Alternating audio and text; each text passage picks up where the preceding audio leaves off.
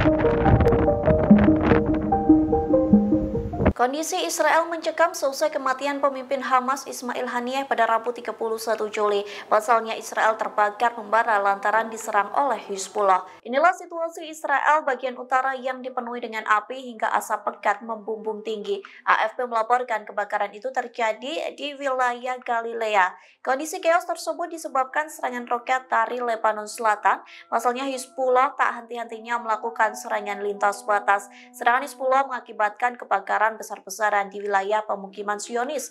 Akibat serangan itu, warga Israel pun berusaha untuk menyelamatkan diri. Serangan itu terjadi bersamaan dengan kematian pemimpin Hamas Ismail Haniyeh. Israel dituduh sebagai dalang pembunuhan Ismail Haniyeh di kediamannya Teheran, Iran pada Rabu 31 Juli.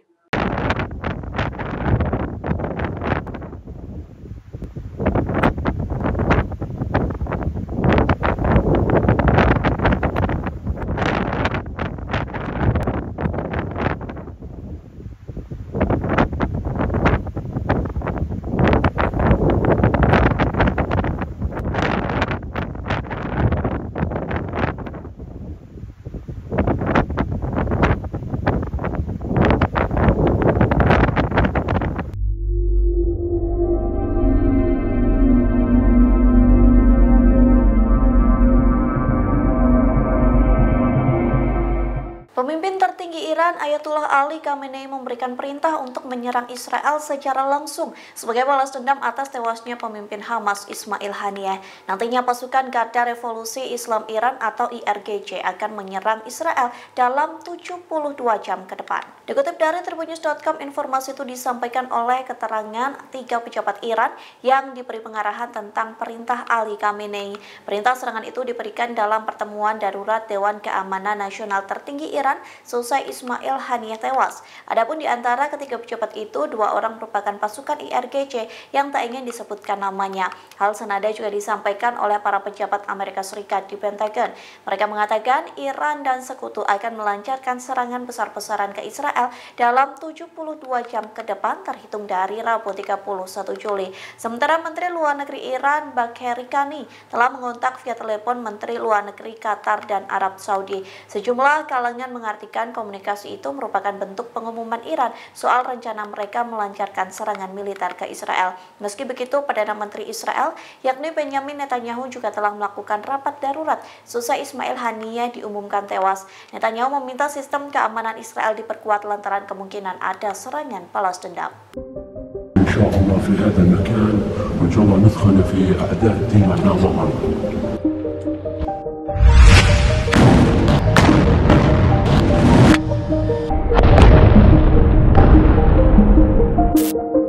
إن شاء الله في هذا المكان وإن شاء الله ندخل في أعداد ديمنا معا.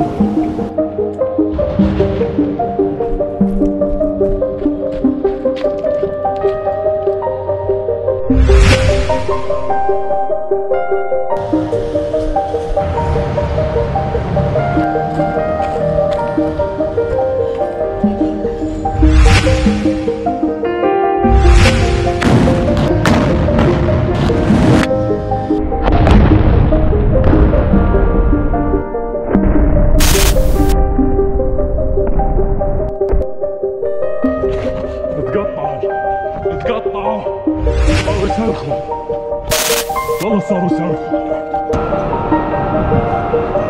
ولا بدش منهم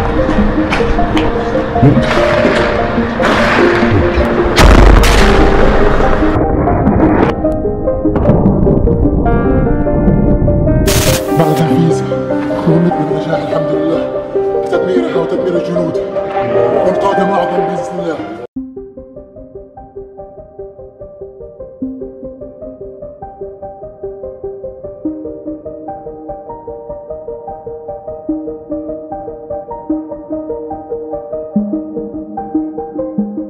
Israel mengonfirmasi membunuh kepala sayap militer Hamas Mohammed Deif dalam serangan udara di Gaza pada 13 Juli 2024 silam. Zionis baru mengakui dalam pembunuhan itu lantaran pihaknya membutuhkan waktu berminggu-minggu untuk memastikan sosok Deif yang tewas. Dikutip dari Tribunnews.com, Mohammed Deif merupakan mastermind atau dalang di balik serangan Hamas ke Israel.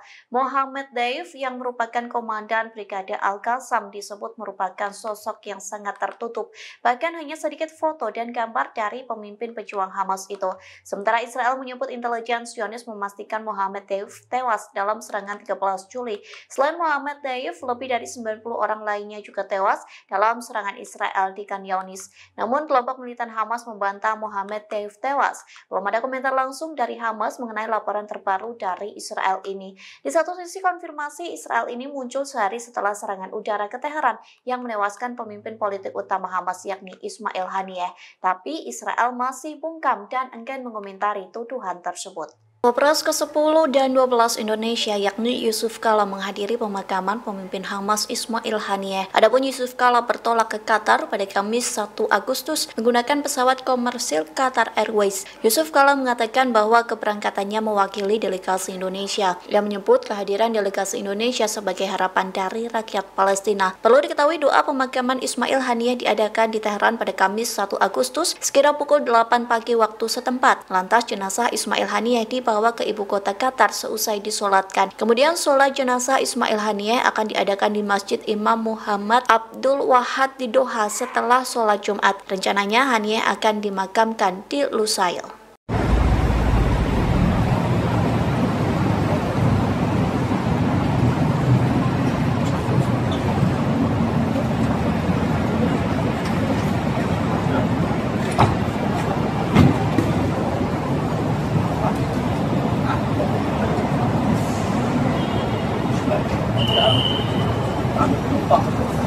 Rame penumpang antrian. Yo.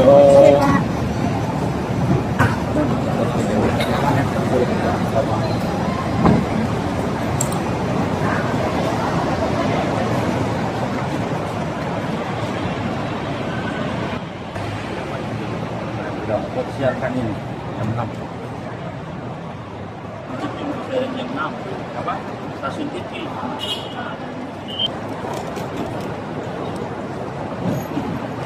Kanan Pak, kanan Pak.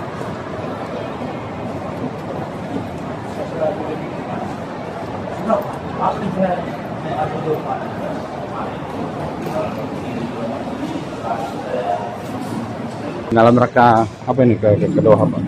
Ya, ini kan memenuhi harapan mereka di Palestina agar Indonesia mengirimkan delegasi ke sana, dan kami diundang untuk menghadiri pemakaman almarhum Ismail Haniyeh.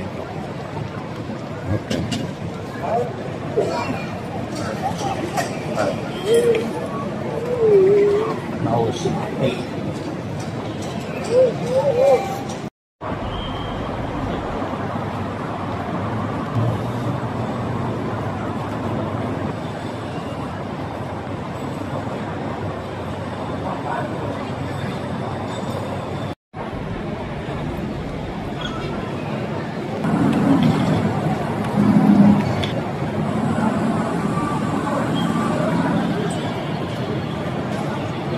الله الرحمن الرحيم ارجع إليهم فلنأتينهم بجنود لا قبل لهم بها ولنخرجنهم منها أذلة وهم صاغرون.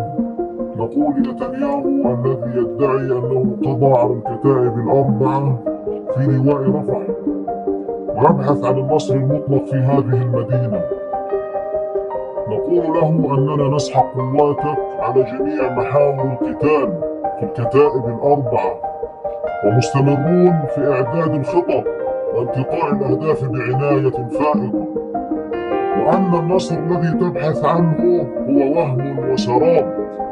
ونذكرك بمجزرة الدبابات في الكتيبة الشرقية التي نفذها مجاهدون بكل جرأة واقتدار، وبكمائن الموت في كتيبتي يبنى والشابورة، والتي أعدها مجاهدون باحترافية عالية من تفخيخ للمباني والأنفاق واستدراج الجنود إليها وتفجيرها فيهم، وبعبوات العمل الفدائي في الكتيبة الغربية التي انقض فيها مجاهدون من بواسل شجاعة واستشهاد، وقاموا بتدمير دباباتكم وحرقها وغموضكم بداخلها.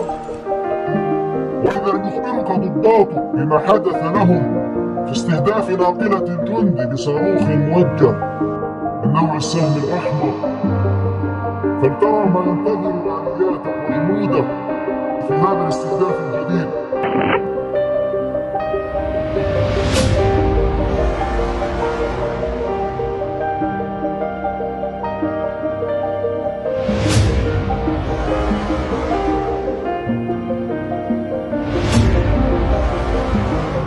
تعالى احنا في نقطة إننا بنصنف نقل الجندة. والله يا نتنياهو لا أعمل بمبادئ خطة، والله لا أهدم شيء تغيير يا نتنياهو بهاي الساحة، والله لا أهدم تيجي بتلم شهور بتلم جبهتك ودبابتك الخوضة إن شاء الله، إن شاء الله إن شاء الله. الله أكبر ولله الحمد، الله أكبر كتبنا كلمة الساعة، الله أكبر ولله الحمد، الله أكبر ولله الحمد.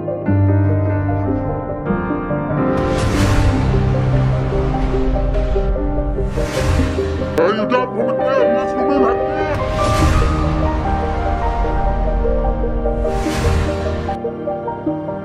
يسلوا منها على عذاب الوراني.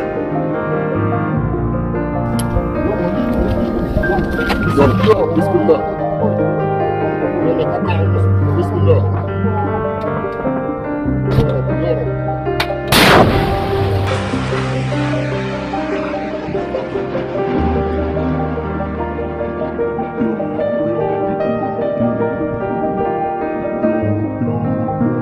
الله أكبر الله أكبر يا رب.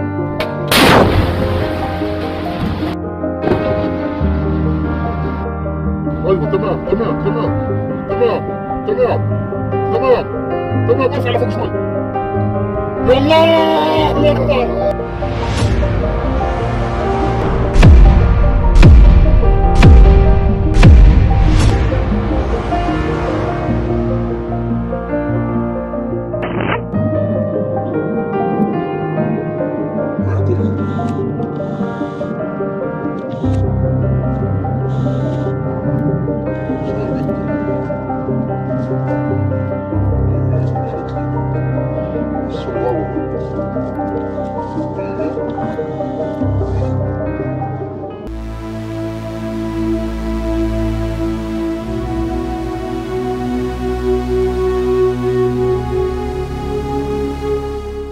Rusia mengancam akan menembak jatuh setiap pesawat F-16 yang dikirim ke Ukraina. Adapun F-16 merupakan pesawat yang diminta Ukraina dari Amerika Serikat. Dikutip dari Kompas.com, ancaman itu disampaikan oleh juru bicara Kremlin Dmitry Peskov pada Kamis 1 Agustus. Hal itu sebagai tanggapan Rusia atas kedatangan jet tempur pertama di Ukraina.